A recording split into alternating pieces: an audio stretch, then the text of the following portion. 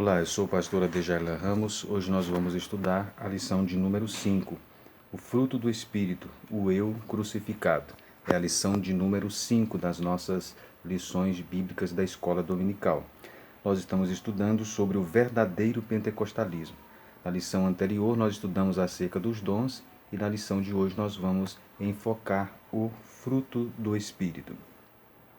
Essa lição tem como objetivo geral demonstrar que o fruto do Espírito é um dos temas mais vibrantes da vida cristã e, como objetivo específico, conceituar o fruto do Espírito, distinguir e relacionar o fruto do Espírito e os dons espirituais e conscientizar que o Espírito se opõe à carne. Esses são os objetivos específicos da nossa lição. Bem, nós vamos observar nesta lição que o fruto do Espírito e os dons espirituais, eles são duas realidades que se complementam, né? É interessante nós observarmos que às vezes os pentecostais, eles valorizam muito os dons, mas às vezes não atentam para o fruto. Às vezes os não pentecostais atentam muito para o fruto, mas desvalorizam os dons. Então é necessário nós termos um equilíbrio entre os dons do Espírito e o fruto do Espírito. O texto básico da nossa lição é Gálatas 5, 16 a 26. É o texto clássico em que o apóstolo Paulo fala acerca do fruto do Espírito. Vamos começar definindo o que é fruto do Espírito. Nós podemos definir fruto do Espírito como o conjunto de virtudes morais e espirituais amadurecidas pelo Espírito Santo na vida do crente, como resultado de uma permanente comunhão com Cristo. A expressão correta é fruto e não frutos, conforme se acha registrado, então, no livro do Novo Testamento. A expressão está, portanto, no singular. Então, esse conjunto de virtudes morais e espirituais que são amadurecidas pelo Espírito Santo na vida do cristão é o que nós chamamos, então, de fruto do Espírito. Essa, então, é a definição do fruto do Espírito. Bem, o fruto do Espírito, vejam bem que está relacionado a uma metáfora, né, da vida cristã no aspecto de vida frutífera, a vida controlada pelo Espírito. Inclusive o texto, né, de Gálatas, no capítulo de número 5 e o versículo de número 16, o texto diz: andai no Espírito. Essa expressão andai no Espírito, ela aparece em Gálatas capítulo 5, versículo 16. O que é então andar no Espírito? A expressão, conforme está no grego, lá na carta aos Gálatas, andai, ela tem o sentido de ação contínua, ou um estilo de vida habitual. Andar também implica progresso. Quando um cristão se submete ao Espírito, ao controle do Espírito, ele responde em obediência aos verdadeiros mandamentos da Escritura. Ele então desenvolve em sua vida espiritual. Então, por isso que a Bíblia diz: andai em espírito.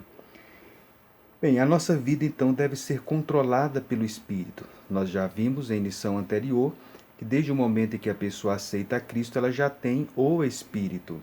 É o batizado em um Espírito, que é a introdução desta pessoa no corpo de Cristo. Nós estudamos também sobre o batismo no Espírito com a evidência de línguas.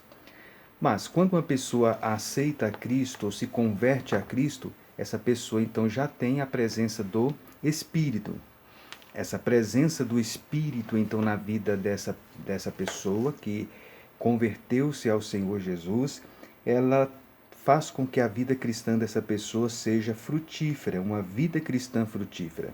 É uma metáfora utilizada no Novo Testamento, utilizada pelo Senhor Jesus. Jesus disse: vos nomeei para que vades e deis frutos. A vida cristã frutífera é muito ressaltada no Novo Testamento. Nós precisamos dar fruto. E esse fruto deve ser conforme a espécie. Em Gênesis, nós temos lá em Gênesis a frutificação material, né? E aqui em Gálatas nós temos então a frutificação espiritual. O fruto do Espírito, ou a vida controlada pelo Espírito, está relacionado à maturidade, ao equilíbrio cristão. O crente, à medida em que ele dá essa liberdade ao Espírito Santo e deixa o Espírito Santo trabalhar, agir, moldar e também produzir no seu interior estas qualificações, ele então passa a ter maturidade, ele passa a ter equilíbrio. No Novo Testamento, nós observamos que uma pessoa ela é identificada pelo seu fruto. Mateus 7, 15 a 23. Nós observamos isto. O fruto é que identifica uma pessoa. O fruto também são sinais contestados. Nós observamos também no Novo Testamento sinais contestados pelo fruto. Jesus acrescentou que algumas pessoas fariam muitas maravilhas, expulsariam demônios em seu nome, porém ele jamais as conheceria. Como isso é possível? A resposta está em 2 Tessalonicenses 2,9. Esse trecho bíblico comprova ser possível Satanás imitar milagres e dons do Espírito, mas o fruto do Espírito é a marca daqueles que possuem comunhão com o Senhor Jesus. 1 João 4,8, Mateus 7, 17 e 18. E o fruto jamais pode ser imitado. Bem, qual é o propósito então do cristão desenvolver o fruto do Espírito? Primeiro é expressar o caráter de Cristo. Quando nós desenvolvemos o fruto do Espírito, nós estamos expressando o caráter de Cristo. Nós refletimos o caráter de Cristo em nós. Em segundo lugar, o segundo propósito da frutificação espiritual é evidenciar o discipulado. Quando nós damos frutos, nós estamos evidenciando que nós somos autênticos discípulos de Jesus. Em terceiro lugar, abençoar outras pessoas. Quando nós desenvolvemos o caráter cristão, o fruto do Espírito, as pessoas que nos cercam, elas são abençoadas por este caráter cristão desenvolvido em nós, por este fruto do Espírito evidenciar em nós. E em quarto lugar, glorificar a Deus. João 15, versículo 8. O fruto do Espírito é o resultado de uma vida abundante em Cristo. A imagem dele é refletida em nós. Esses são os propósitos, então, de desenvolvermos, então, o fruto do Espírito. Bem, a nossa lição, o comentário da nossa lição, ela comenta inicialmente o fruto do Espírito na vida do crente, ela faz uma definição, nós já o fizemos. Ela destaca que a expressão fruto aparece no singular, né? E não no plural, portanto não é frutos, mas é fruto, é assim que aparece o termo. São 9 modalidades do fruto, é um fruto apenas, mas com 9 aspectos. Na linguagem do saudoso missionário Ulrich Baxter, é como a laranja e seus gomos.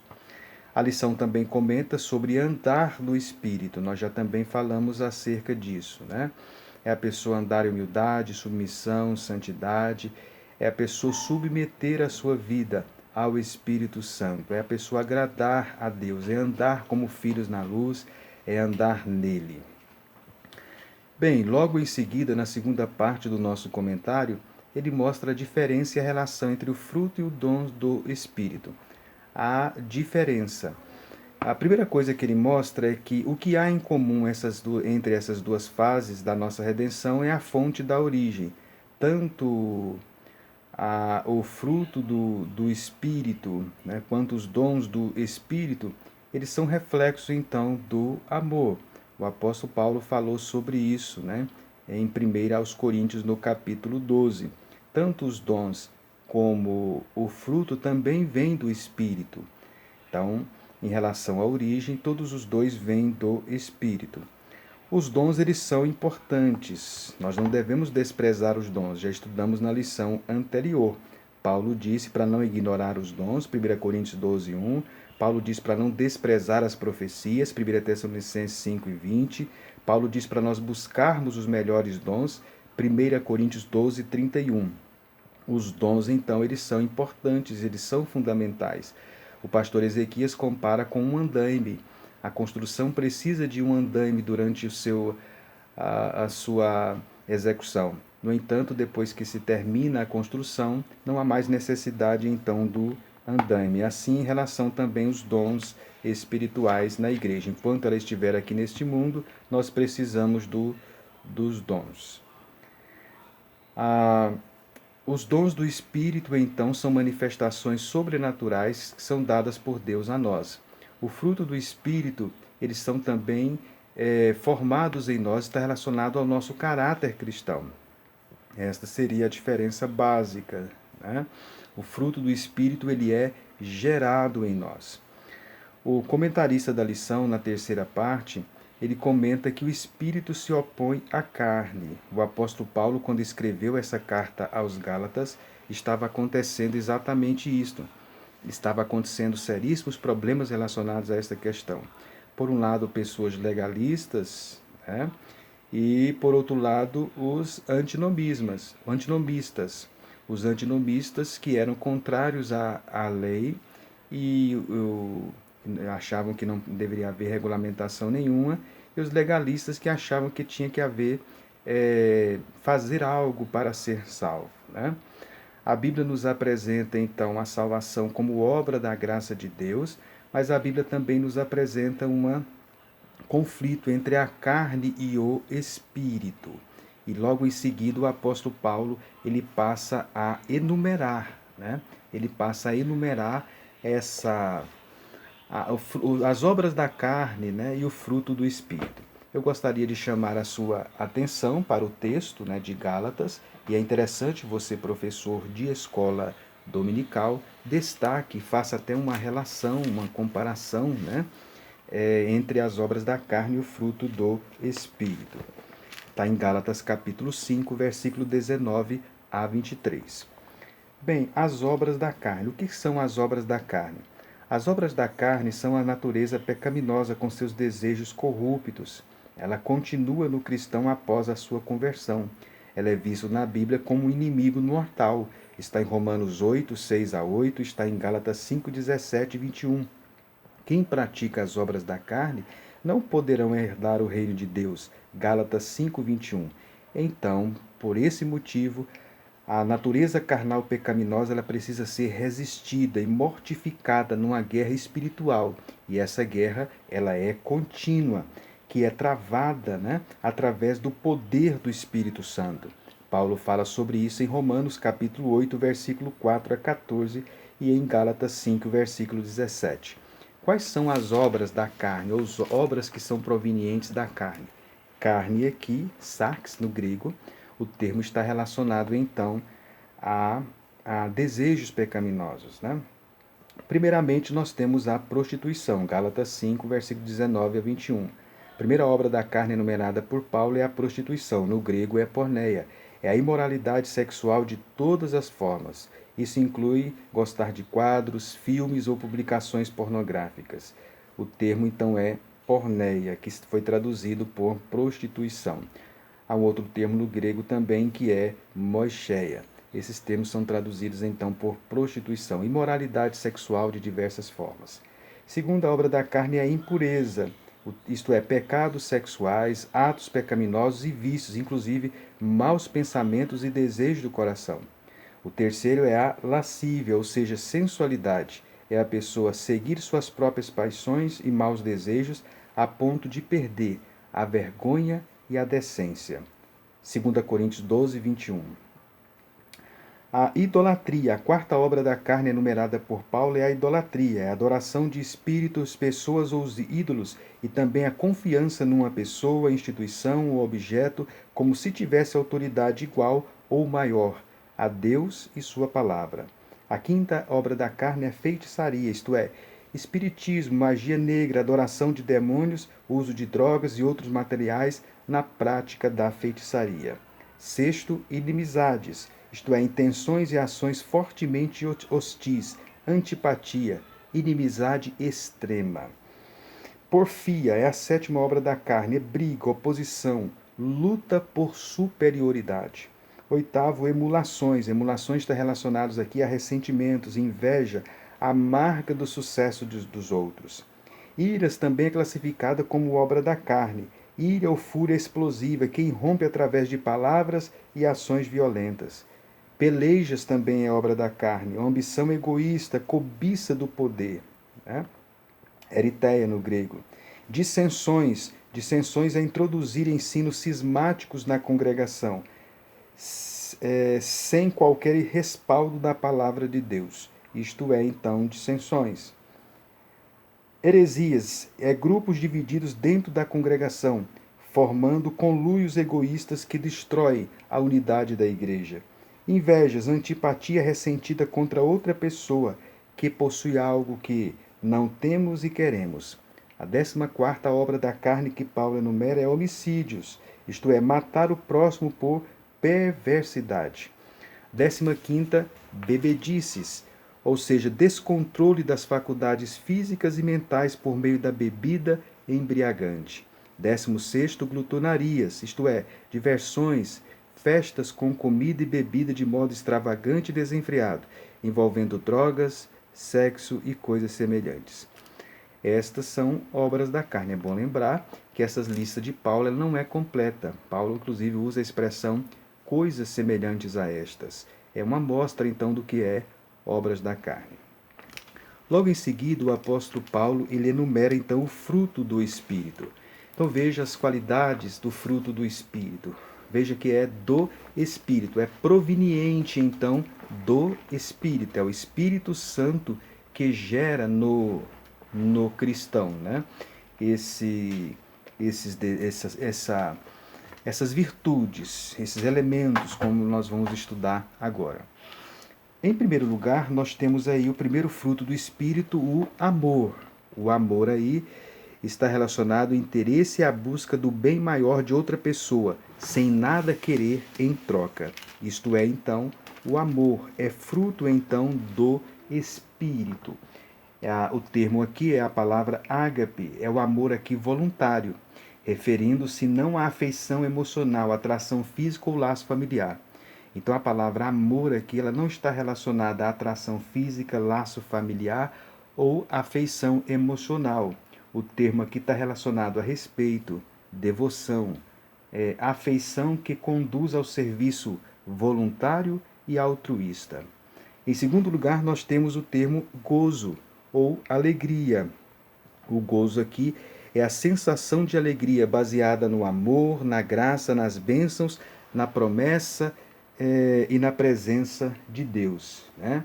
Então, esta é a alegria proveniente, então, do Espírito Santo. Essa alegria aqui é uma alegria, então, proveniente, vinda do Espírito Santo, né? O termo está relacionado a realidades, né, espirituais. Depois nós temos aí, é bom lembrar que essa alegria aqui não está relacionado a circunstâncias favoráveis, não é resultado de circunstâncias favoráveis. Esta alegria que Paulo fala aqui como fruto do Espírito, ela ocorre mesmo quando as circunstâncias são as mais dolorosas. Jesus falou sobre isso em João 16, 20 a 22. Então, a alegria é um dom de Deus. Paulo desenvolve muito este assunto na carta aos Filipenses. Depois nós temos a paz. A paz aqui é a quietude de coração e mente, baseada na convicção de que tudo vai bem entre o crente e o seu Pai Celestial. É aquela calma interior que resulta da confiança no relacionamento entre uma pessoa e Cristo. Depois nós temos a expressão longanimidade, é perseverança, paciência, é tardio para se irar. É o termo, então, longanimidade. É a paciência relacionada à habilidade de suportar as injustiças infligidas por outros e à disposição de aceitar as situações irritantes e dolorosas. Depois nós temos a expressão benignidade, ou seja, não querer magoar ninguém, nem lhe provocar dor. Benignidade é a terna preocupação pelos outros, refletida no desejo de tratar os outros com gentileza, exatamente como o Senhor trata a todos os cristãos. Depois nós temos a expressão bondade, é zelo pela verdade, pela retidão, repulsa ao mal. Ela é expressa em atos de bondade, é excelência moral, que é efetivada, manifestada na bondade de forma efetiva. Depois nós temos a expressão fé, que é melhor traduzida aqui por fidelidade, lealdade constante, inabalável a alguém com quem estamos unidos por promessa, compromisso, fidedignidade e honestidade. Isto é, então, a fidelidade, está relacionado à lealdade e confiabilidade. Depois nós temos a expressão mansidão, é a moderação associada à força e à coragem, né? Descreve alguém que pode irar-se com equidade quando for necessário. Essa pessoa pode até se irar, mas ela ira com equidade, né? E também humildemente submeter-se quando for preciso. Ela se ira com equidade e ela submete quando é preciso. Isso é a pessoa, então, mansa. Brandura é o termo aqui. Depois nós temos a expressão que aparece aí, que é a expressão temperança. Temperança é domínio próprio. Diz respeito a refrear as paixões e os desejos. A temperança é o domínio de nossos desejos e paixões, inclusive a fidelidade aos votos conjugais e também a pureza. Este, então, é o fruto do Espírito, conforme nos é apresentado pelo apóstolo Paulo aqui nesse texto de Gálatas. Então, você pode observar que é uma riqueza muito grande.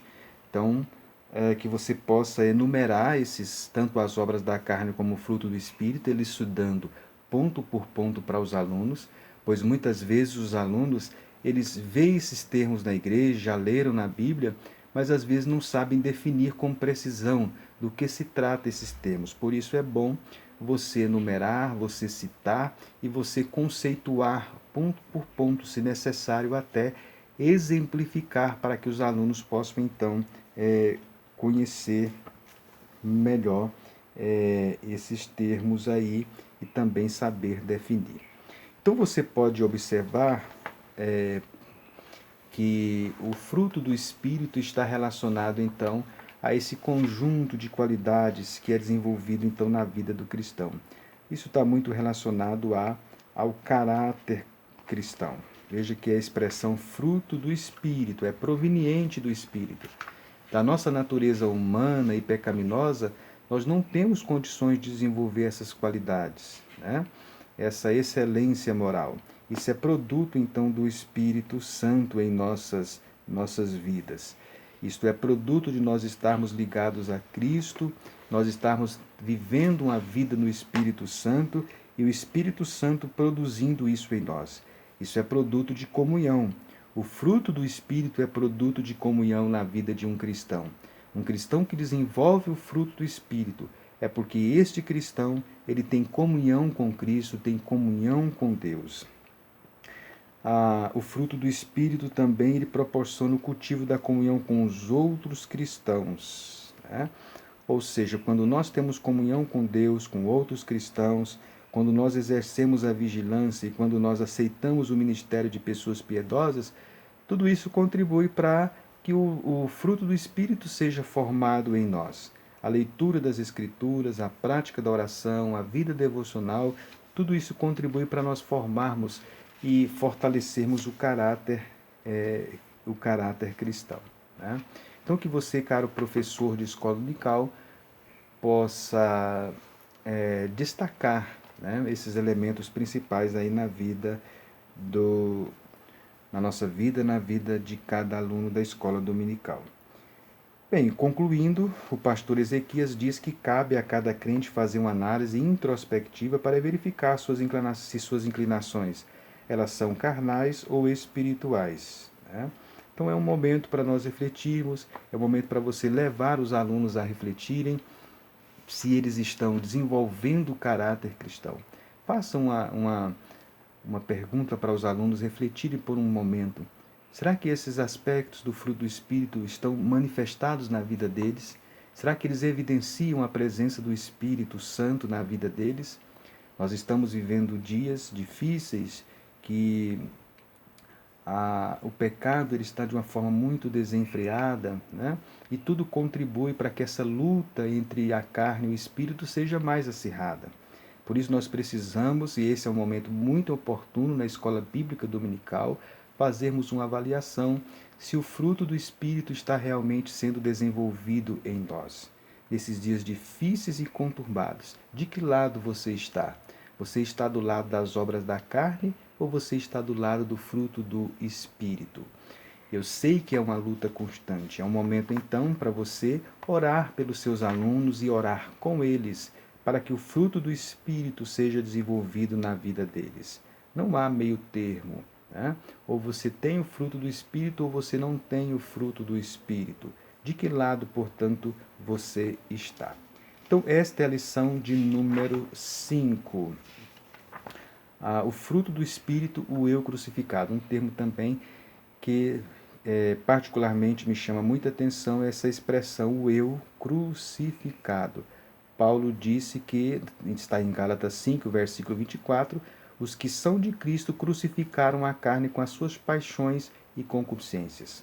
Desenvolver o fruto do Espírito é crucificar o eu. O nosso eu precisa ser crucificado. O nosso eu precisa ser morto, como diz o hino 141 do nosso inário, da harpa cristã. Lá ficou morto o velho eu, lá meu espírito reviveu. Prezado aluno da escola dominical, prezado professor, onde está o seu eu? Onde está o nosso eu? O nosso eu foi crucificado?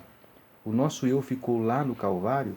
Ou nós ainda acalentamos esse eu, damos expressão a este nosso eu?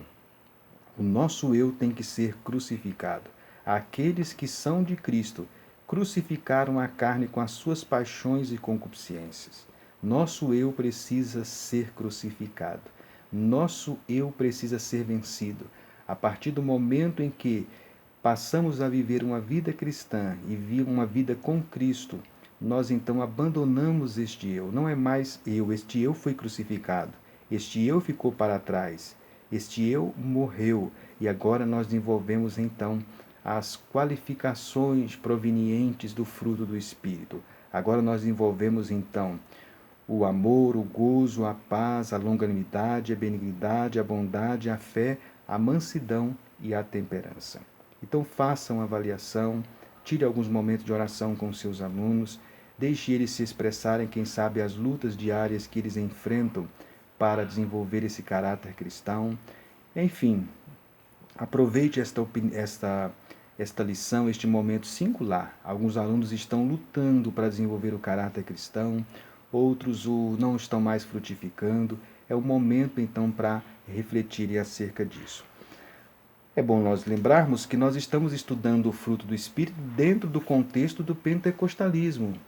Vejam, isso quer dizer que o pentecostalismo, então, ele não só valoriza os dons, mas ele valoriza também o fruto. Muitas vezes, as pessoas às vezes criticam, dizendo que é importante ter o fruto do Espírito e desvalorizam os dons. O amor não é apresentado como um dom lá na carta aos Coríntios.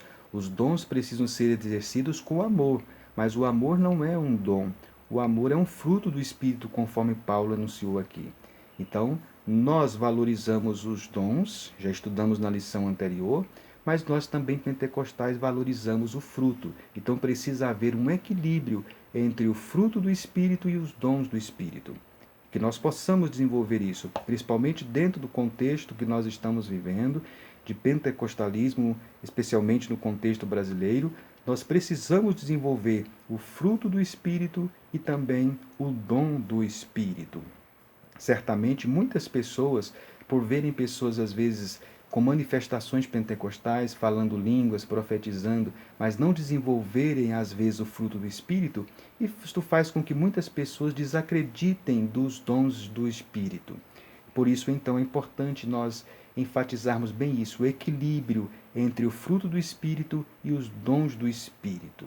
Que cada cristão pentecostal, especialmente, possa manter este equilíbrio na vida cristã. Fruto e dons. Como dizia o pastor Antônio Gilberto, na roupa do sacerdote tinha campainha e romã. É necessário ter campainha, os dons, representando os dons, e é necessário ter romã representando os frutos.